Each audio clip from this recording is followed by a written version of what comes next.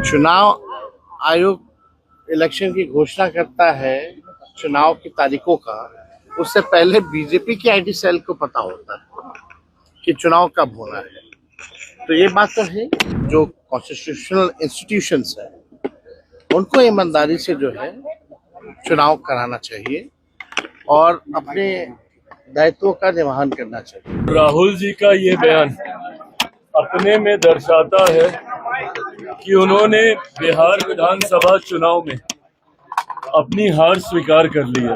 दिक्कत कांग्रेस और उनके नेताओं में यही है कि जब जरूरत आत्ममंथन करने की है तो उस वक्त ये लोग बहाने ढूंढते हैं चुनाव हारने के। 2014 के बाद से जब से नरेंद्र मोदी जी प्रधानमंत्री बने तब से जितने भी कॉन्स्टिट्यूशनल इंस्टीट्यूशंस संवैधानिक संस्थाएं हैं सबको हाईजैक कर रखा है।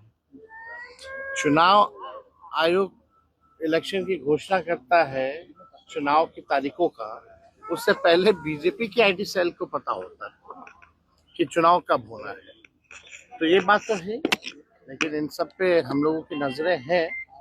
लेकिन इसमें तो जो कॉन्स्टिट्यूशनल इंस्टीट्यूशंस है उनको ईमानदारी से जो है चुनाव कराना चाहिए और अपने दायित्वों का निर्वहन करना चाहिए।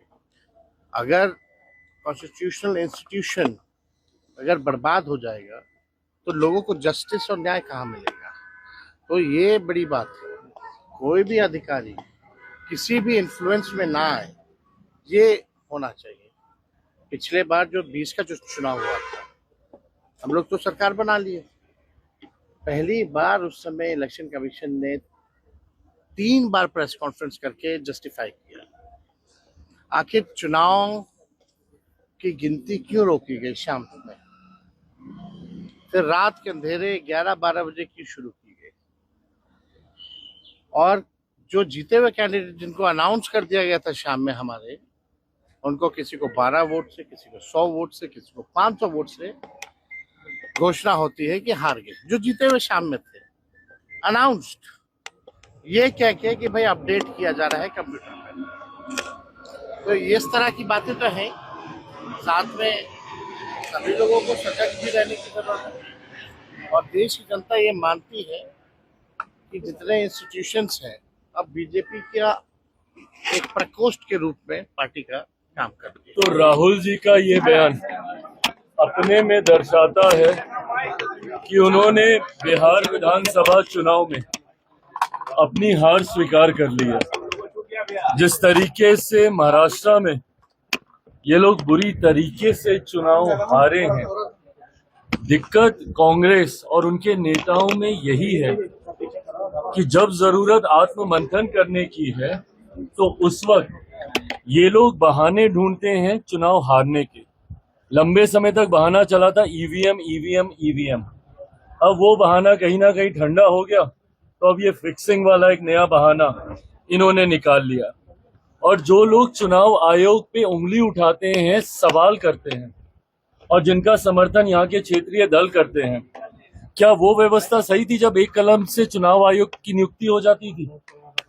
कांग्रेस के जमाने में कैसे चुने जाते थे? एक हस्ताक्षर से चुने जाते थे ना।